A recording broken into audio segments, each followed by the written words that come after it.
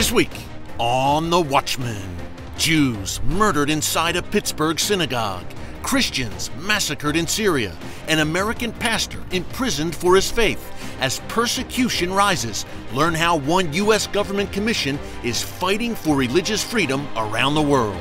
I think the great struggle of the next 100 years will be whether Israel and the United States can stand against these evil forces around the world, along with people in many other countries that believe in the central ideas of Western civilization. Plus, Israel's biblical and historical claim to Jerusalem is undeniable. But what about the legal claim to God's city? Jay Sekulow joins us to make the case for the state of Israel. It's The Watchman. It's Christians united for Israel only on TBN.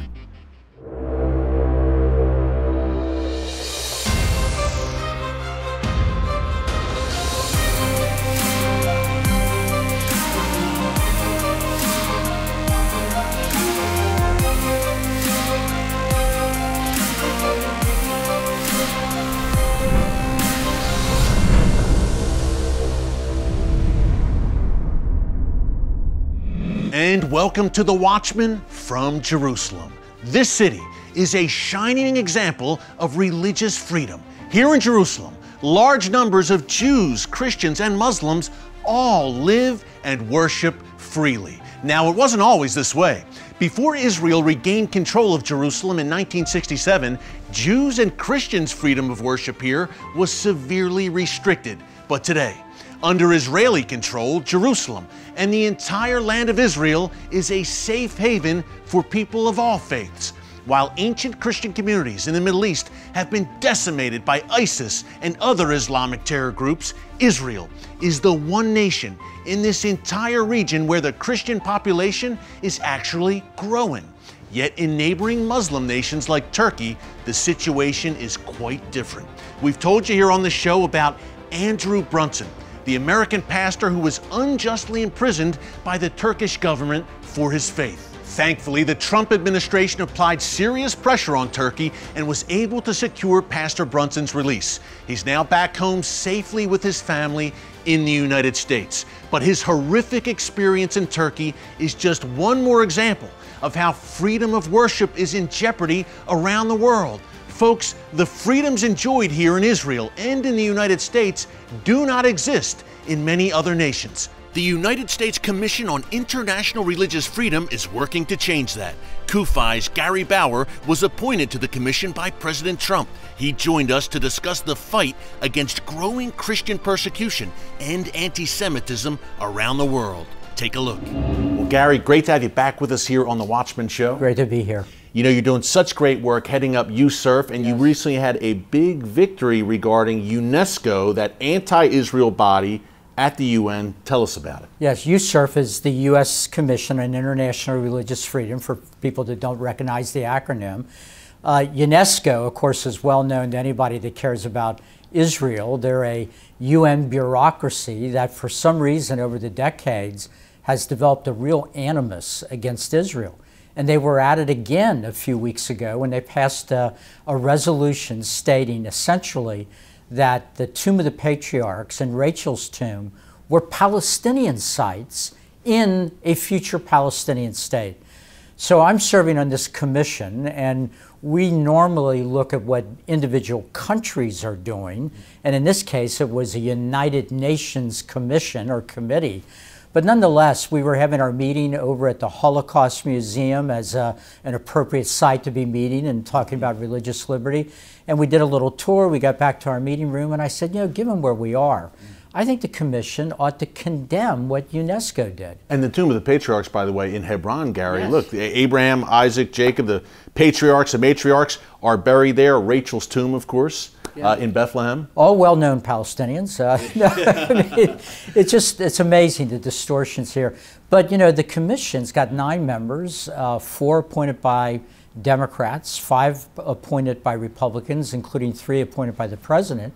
And ironically, at a very partisan time, we had a 9-0 vote to condemn UNESCO. We had recently had the most deadly anti-Semitic attack here in the U.S.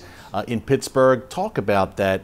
rise in anti-Semitism around the world, even here in the U.S. to a degree, and how we can fight back against it? The snake of anti-Semitism has slithered out from underneath its rock again. It's an ancient evil, and it just keeps coming back. We've seen it in Europe with Jews beaten on the streets of the capitals of major European countries. We've seen it at the UN. And sadly, we're seeing it here in the United States on university campuses that, by the way, are supposed to be the epitome of progressive liberal values. Tolerance. Yes, Jewish students have been harassed, some of them actually physically attacked, but nothing has gone to the level of this just horrific shooting at a synagogue in Pittsburgh by an anti-Semitic neo-Nazi. 11 lives lost, and it was roundly condemned, as it should be, by the president and by every decent leader in the United States. Some politics are being played with it. That should never happen. But we really do need to look at why this evil keeps coming up. And I find it so interesting that, as I said, extreme right, some on the left, and also radical Islam all converge at this intersection of promoting and engaging in anti-Semitism. Yeah, they can all agree, these varying streams of radicalism, Gary, can all agree that they hate the Jews. Yes. We also have Christian persecution, Gary, on the rise, in the Middle East in particular. I know your work throughout your career, you've focused on that a lot, but especially on the Commission now, you're really taking a look at that. ISIS obviously decimated these ancient Christian communities. What's the latest for those Christian communities, those beleaguered communities in the Middle East? Well, fortunately, we have a government right now, from the president to the vice president. The vice president, I would say, is a Christian Zionist, certainly an evangelical. And then you've got people like Secretary of State Pompeo, former Senator Sam Brownback, who's got a position at the State Department dealing with religious liberty. You've got people like Mr. Bolton at the White House. All of them have a concern not only about anti-Semitism, hatred of Jews, hatred of Israel, but also a deep concern about what's happening to Christians in the birthplace of Christianity. And the USERV Commission, many of us on the Commission are Christians, and all of us are working together to highlight these dangers in the Middle East, quite frankly, to push the United Nations out of the way and start delivering U.S. aid to Christian communities in the Middle East directly from Washington to those communities, instead of putting it through UN bureaucracies that often don't get it to the people that really need it. Tell us what makes the U.S. and Israel so unique, especially Israel in that sea of tyranny, as nations that really do have true religious freedom. My view is that the United States and Israel are the two pillars of Western civilization, or Judeo-Christian civilization. And I think it's the reason we're hated by the same people and why we're both under attack. Our founders, on the way to Constitution Hall, were very well-read men. They had read Greek philosophy and political philosophy, Roman political philosophy. They found some interesting ideas there. But they found the main ideas of the American Republic in the Torah and in the New Testament, where they found we're made in the image of God. So I think the great struggle of the next 100 years will be whether Israel and the United States can stand against these evil forces around the world, along with people in many other countries that believe in the central ideas of Western civilization. Yeah, Gary, and you have a unique role in that fight now as a commissioner of USERV. You've accomplished so much in your career. Talk about why this position, you're a man of strong faith. Talk about why this position is so special to you and so important, obviously appointed by President Trump. But Gary, it seems like you are very well positioned right now on the Commission for International Religious Freedom to make such a difference. Life has many stages, and I'm in a stage of life now where I've had more years of experience in Washington, D.C. than I would care to admit. Over those years, I've had the chance to do a lot of really incredible things, from the standpoint of a blue-collar kid whose father was a janitor. I worked for Ronald Reagan for 8 years, Undersecretary of Education and so forth. But this appointment by the president, which I didn't seek, which came to me, quite frankly, as a surprise, gives me an opportunity to take all that experience and the things I've done, the people I know on Capitol Hill and at the White House, and really try to move the ball down the field. It's already been an exciting undertaking. We were involved in the release of Pastor Brunson from Turkey, who had been languishing in that jail. And as everybody saw, the president and vice president, I mean, they treated this like a national emergency. They told the government of Turkey, you want to have decent relationships with us, you want to do business with us, release that pastor. So there are things we can do. And that sent a message to tyrannies around the world, it seemed, Gary. For President Trump, the vice president, to go to bat for Pastor Brunson. Then to see Pastor Brunson pray for the president in the White House, pretty amazing. When I was watching that, I had to pinch myself because it was such a natural thing. It was obviously not planned. The president was deeply moved by it. This was a noble and decent and good thing, and something that I think all Americans, whatever their faith, or Americans of no faith, should take some pleasure in. Well, Gary, thank you so much for joining us and fighting the good fight for religious freedom. We always appreciate it. It's great to be with you as always. You too, Gary. Thank you. Thank you. Well, up next, we know that Israel has a biblical claim to Jerusalem. But did you know that it also has a legal claim that would hold up in any court of law? Jay Sekulow joins us after the break to lay it out. Don't move. In 2017, CUFI began speaking out publicly and behind closed doors to urge the White House to fulfill the promise made by every president for the last 2 decades. Move the U.S. Embassy to the capital of Israel, Jerusalem.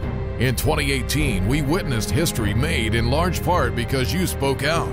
On May 14, 2018, 70 years after Israel's rebirth as a modern nation, Pastor John Hagee prayed over the opening ceremony for the new Jerusalem Embassy. Today, for your gift of any amount to support CUFI's ongoing work to defend and bless the Jewish state, we will send you this limited edition commemorative coin in honor of how your voice helped move the U.S. Embassy to Jerusalem. The president heard you, the world heard you, the Jewish people heard you, and Israel's enemies heard you. Visit our website at www.cufi.org/coin and ensure you receive a reminder of the miraculous role you played in making history.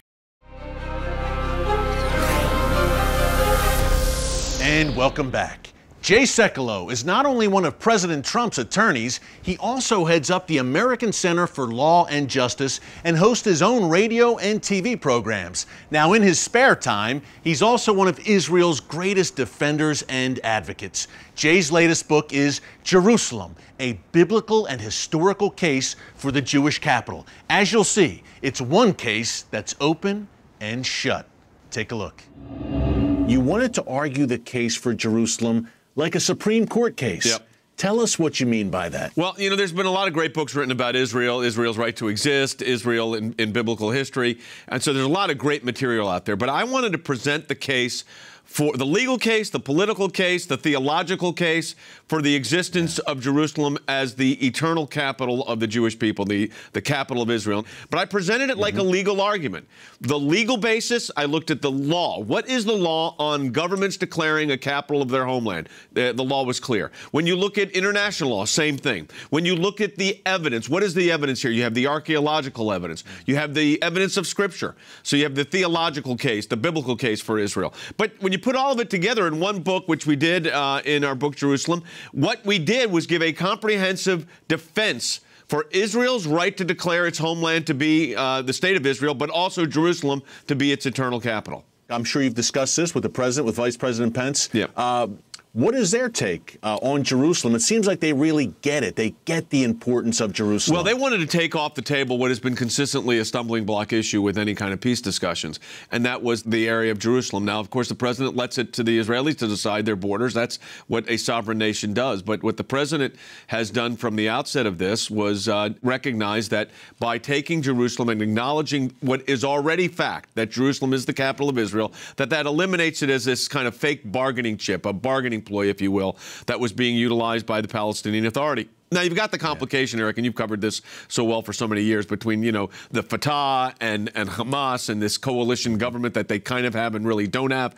But at the end of the day, I mean, what we wanted to see happen here, and the president implemented it, was a put in place the United States recognition of what I would call the obvious, and that is that Jerusalem is, in fact, the capital of Israel. Remember all of the discussion that there was going to be this eruption in the Muslim world over this. Did not happen. There was going to be increased terror attacks, and really did not happen.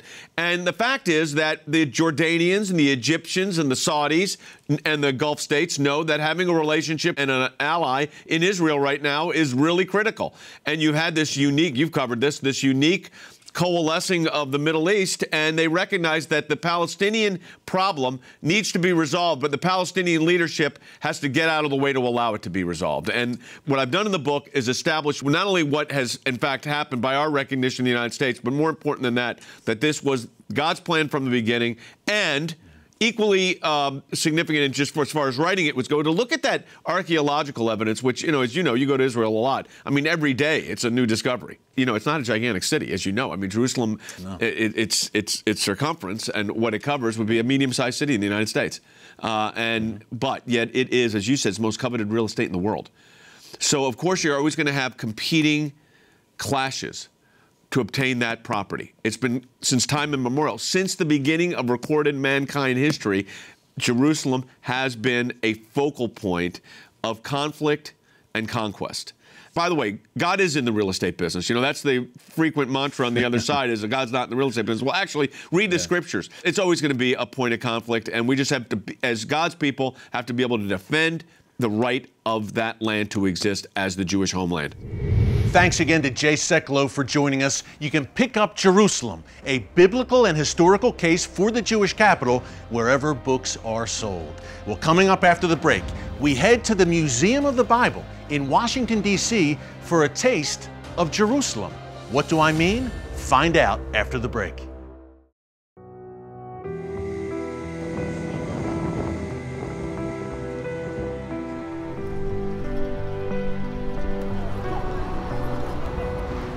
This year, 25 countries were represented at the 2018 CUFI Washington, D.C. Summit, the most ever in our 13-year history. They came and joined over 5,000 others in our nation's capital as we continue to stand in solidarity with Israel and the Jewish people. They celebrated and rejoiced at the annual Night to Honor Israel. At 4.3 million members, CUFI is the largest, most diverse pro-Israel organization in the nation. For Zion's sake, we will not keep silent. And for Jerusalem's sake, we will not be quiet. From near and far, we are one. From all over the world, we are united. We are CUFI.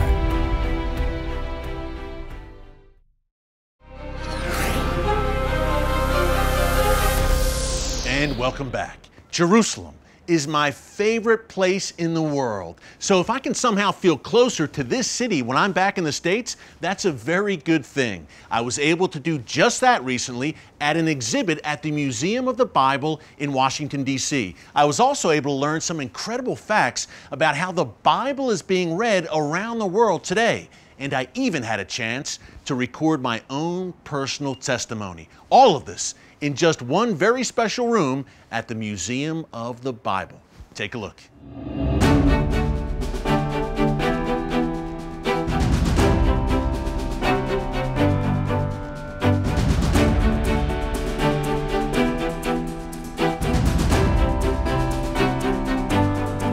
Well, Danielle, we talk so much about the history of the Bible here on The Watchman, but I want to know about the Bible's impact now. You've brought us to the perfect place here at the Museum of the Bible. Incredible interactive exhibits. Tell us a little bit more about this space. Yeah, well, so you're right. We are in the exhibit called The Bible Now. We're here on the impact floor. So guests have just walked through how has the Bible impacted our world? How has it impacted our country? And then this is the last stop. You walk in and you'll see right now around us there are 360 panoramic view of Jerusalem now. What's going on? Yeah, so you can see these different sites and locations that are very important to biblical history. Yeah. And that's surrounding you. And these screens that are projected will change. So now you have some visual verses that guests, when they come into this space, will be able to interact. So I want to show you this table over here. Yeah, but I love, what a way to start, with Jerusalem wrapping around in every direction. I like the start. So here on these little kiosks, there are 3 of them. This one will allow you to design a visual verse. So I'll let you play around with it a little bit if you want to click that. Sure. And the verses that guests will design here, they pick a word that maybe they want a verse related to one of these words. They'll then pick an image and it'll create this picture in this little bubble, and then it'll put it up on the screen. And it'll come up on the screen for everyone to see. That's right. Wow, let's do strength. Okay. Wow, look at that. For the Spirit God gives. Amazing, 2 Timothy. Wow, and it comes up on the screen as well. And then it'll come up after you create it. And my kids have been here, by the way, Danielle. They love this. They love the interactive quality. You can actually touch things. Actually, they want you to touch things here. It's a real rarity for a museum, I'd say, especially. We do. We want you to interact and engage as much as you want. Absolutely. So we'll walk on to this next one. Cool.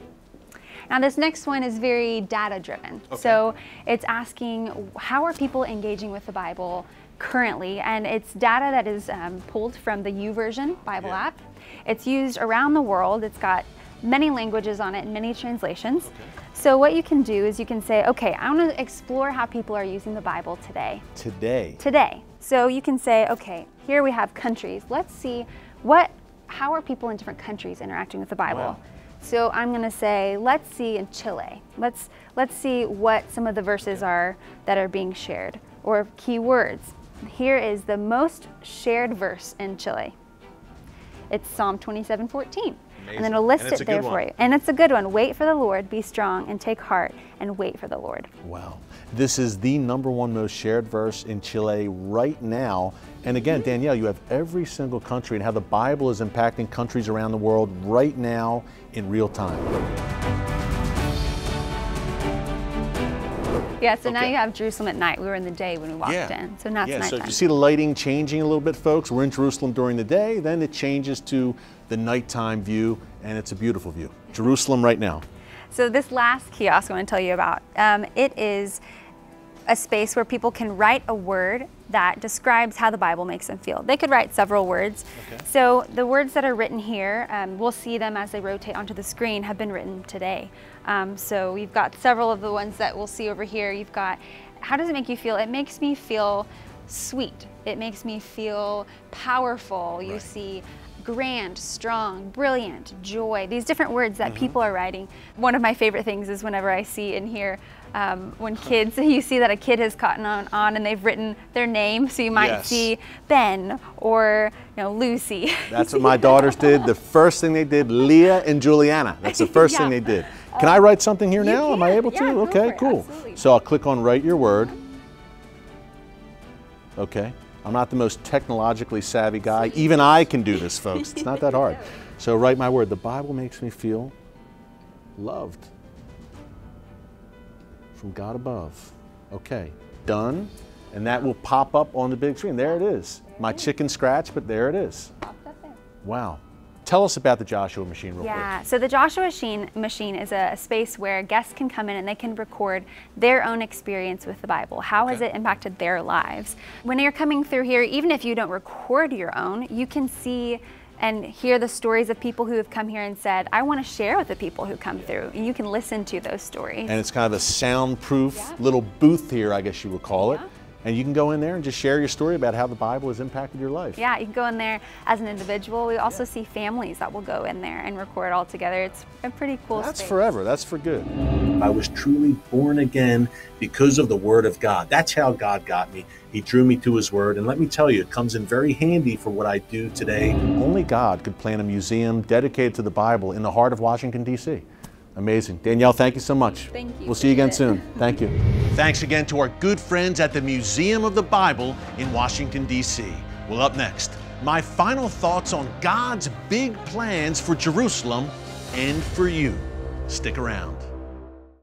In spring 2019, join Holocaust survivor and historian Irving Roth on a once-in-a-lifetime remembrance tour through Poland. His story of loss, survival, and hope will bring the pages of history to life as you walk through the streets of the infamous Warsaw Ghetto, the silent barracks of Nazi death camps like the one where Irving slept at Auschwitz, and the memorials to the heroes who risked their lives to rescue their Jewish neighbors from Hitler's evil plan. You'll be inspired and challenged to put your faith into action. You'll have the opportunity to interact with the local Polish Jewish community and meet with the daughter of a famous hero of the Holocaust, one of the righteous among the nations honored by the State of Israel. Take advantage of this rare opportunity to walk with and learn from Irving Roth as he takes you on a journey of his memories of life before, during, and after the Holocaust. To register for this historic trip to Poland with CUFI and Irving Roth, go to the CUFI website and sign up today.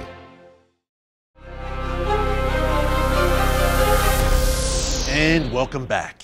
We've been talking this week about the struggle for religious freedom around the world. Throughout history, no people has had to fight for that freedom more than the Jewish people. Pharaoh, Haman, Nebuchadnezzar, the Romans, Antiochus Epiphanes during the time of the Maccabees. All of these tyrants tried to erase the Jewish people's devotion to the God of Abraham, Isaac, and Jacob. In more recent times, Hitler and the forces of radical Islam have tried to do the same. Yet after all the centuries of persecution, pogroms, and dispersion, the Jewish people have returned here to the land that God gave them, and they are free to worship Him without fear. The Apostle Paul writes in the book of Romans that Gentile followers of Jesus, like myself, are grafted into this amazing story that God is writing here in Israel. As a matter of fact, in the book of Isaiah, God promises that a day is coming when Jerusalem will be a house of prayer for all nations. We live in Bible times, and you can be a part of it.